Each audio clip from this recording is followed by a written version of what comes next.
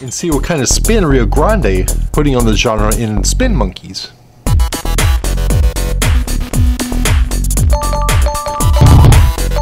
You may already know that monkeys love having fun with their barrels, but they also love their carnival rides, especially bumper cars when the arena is filled with their favorite fruit. To set up their arena, you of course have to do what every bumper car operator has to do, and, well, scatter fruit. In the play area you place apples on red, oranges on orange, last and far from being the least, the all-important bananas go on yellow. The banana peels you'll set to the side. The player's starting points are on the blue circles, but it's best to start your players spread out as much as possible. Each player also gets a two-sided turn token. It's red on one side and green on the other. And after each player has dealt 5 cards, it's time to get down to some monkey business. But first, the turn overview. Players choose and play a card face down and flip them up simultaneously. They rotate the bumper card clockwise as determined by the card you've played. You move the bumper card by the amount of cards you previously played and collecting fruit along the way.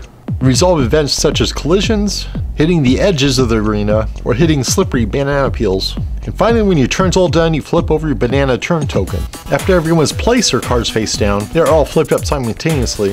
If there is any special text on the card that says to use when revealed, resolve those first. The cards you play change the direction your bumper card is facing. So if you flip up a 90-degree card, you turn your bumper card 90 degrees as shown on the card.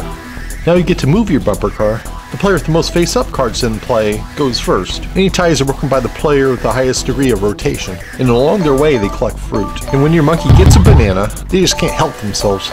They peel it, eat it right away, and leave the banana peel behind.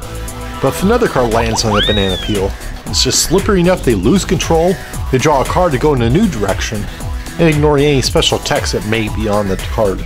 They discard that card and also the banana peel and continue moving along, but perhaps after they lose control, find themselves hitting a wall. To turn away from the wall, they have to discard one card in their play area for each 45 degrees they have to turn.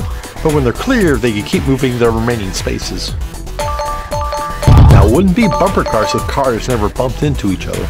And just like in real bumper cars, your car will stop abruptly, pushing the car you hit away, and they get to move the remaining spaces as you would have. The player that struck the second card loses his earliest previously played cards in play. Think of losing cards as your car losing momentum. But since you hit them, they lost control of their card, and they draw a random card to determine which direction they're moving. The game is over when only one type of fruit is left in the arena. Players count up their fruit to see who won. One optional rule if you only have a few players is have each player run 2 cars. Another consideration is to shrink the size of the board. The easiest way to do this is to place any unused fruit in the spaces on the outermost edges of the board. And if you feel that's not enough, you could try the outer 2 layers of the board. Spin Monkeys is listed for 2 to 8 players for ages 13 and up, but it should be accessible for younger players if they can grasp the concept of degrees on the card and on the bumper cards. And now that You've been watching The Gamer's Grind Show. The Gamer's Grind is located at 6326 Main Avenue in Orangevale, California. Be sure to like us on Facebook, visit our website, and of course come on down and play some games off the wall.